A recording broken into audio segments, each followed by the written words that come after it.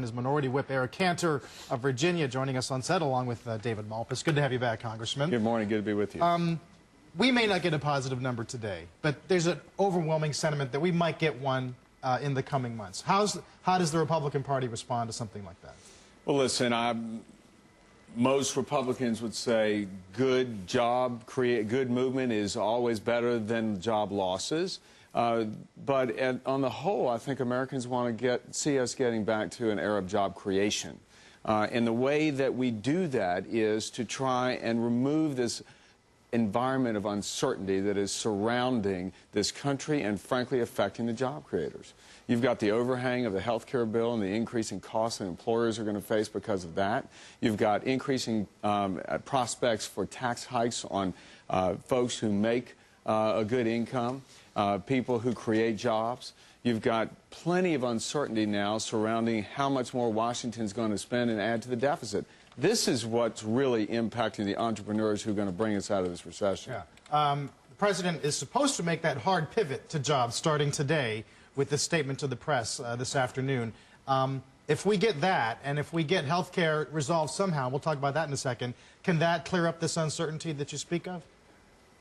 Well, Carl, look at what the president's going to announce today. It's going to be yet another one of the programs where Washington's going to crank up the spending machine, spending money we don't have. For green jobs, in this case. For jobs that now Washington deems acceptable. Going back to what we really ought to be doing, let's remove the environment of uncertainty surrounding job creators. Job creators want to get back into the game, but they can't act. They don't know which way Washington's moving next. How's the health care conference going to play out? How's it going to go down, really? Well, you know, listen, not too many folks really know what's going on because no one's having their right to know realized. I mean, we've got a situation where it's all being done behind closed doors. So even as Minority Whip, you don't have a real good sense of what's happening, is that? Becky, it's been some time now that the Speaker Pelosi and others have said that there's no use in speaking to Republicans because we don't support a public option. We don't support setting this country on a path towards single payer. And once they have said that, they basically abandoned any talks out in the open. So it's not only Republicans that are being shut out. The American people are the ones who are going to pay for this bill. They don't have any clue or idea as to what's being negotiated behind closed doors. Mr. Cantor, I'd like to personalize this. I live in New York. New York's got a state deficit of $7 billion for next year. And so, as the health care costs go up, the Medicaid sharing, Nebraska is not going to pay for it, but New York is going to pay lots more. It's already sharing a lot of revenues back to Washington. So my question is there anything that's going on right now that's going to protect a state like New York that's really getting hurt by the Medicaid transfer payment process?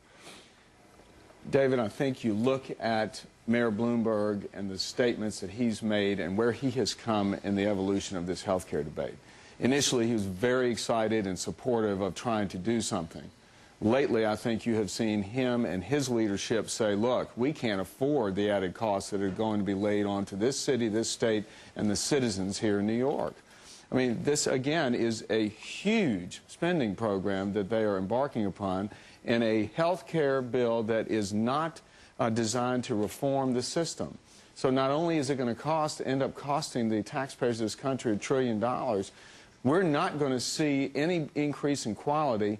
In fact, it's going to be just the opposite. So there's a huge amount of concern. The public's got a right to be frustrated because they don't even know what it is they're going to be paying for because it's all being done behind closed doors. What is the party's plan come November if, in fact, unemployment is down significantly? Well, Carl, everyone wants us to go and pump up job creation. I'm fearful, though, that what is happening right now is Washington can't get out of the mode of continuing to spend money we don't have. Right. And so if the economy is good, terrific. We all want to be there. But what are we going to do about these unsustainable deficits? What are we going to do about the fact that people want some relief right now and be left alone so they can get back to the business of creating jobs and finding that economic security that's been lost? Do you think the issue of deficits and fiscal responsibility will outweigh employment if employment looks better in November? Well, People always say it's about jobs. In the end, it's all about jobs. It's about people's financial and economic security. It's about the families sitting around their kitchen table wondering how they're going to pay for college, whether their retirement's going to be secure. That's what this election, I believe, will turn on. Also about the relationship with Washington, that seems to be changing a lot, meaning people have always been pretty down on Washington itself. But that's got to be going to a new low. That becomes an election issue as well as jobs, it seems. Yeah, David, there's a huge sense of disconnect on the part of where the American people are and what they see going on in Washington. The agenda being pursued has no bearing or no relationship to the realities that families are going through, which is tightening the belt, the realities which small businesses are going through. Washington is spending into oblivion without any sense of consequences. But, Congressman, on those polls, it's not only the Democrats who are in power in the White House and the House and the Senate, it's also the Republican Party that they end up blaming. How do you explain that? You know, Becky, no question the polls are looking much more promising for the Republicans because the generic ballot last week turned out to say, hey, we're up by 9 points. Right, but the net favorables favor the Democrats. The RNC has much less money than the Democrats. I think that's what Becky's pointing to, right? Absolutely. And I think the other point is, have we arrived back into the minds of the public as a party that can lead again? You know, we've got 10 months to prove that. I would just look back a couple months ago to the elections in New Jersey and Virginia to demonstrate that we've got a two-party system, and there is a party in power where people are extremely upset at the leadership being promoted there. So it is up to us Republicans to demonstrate we can lead again. We have grabbed the bull by the horns. We have continuously proposed solutions that are counter to the direction that the Obama administration and the Pelosi-led majority in the House are about.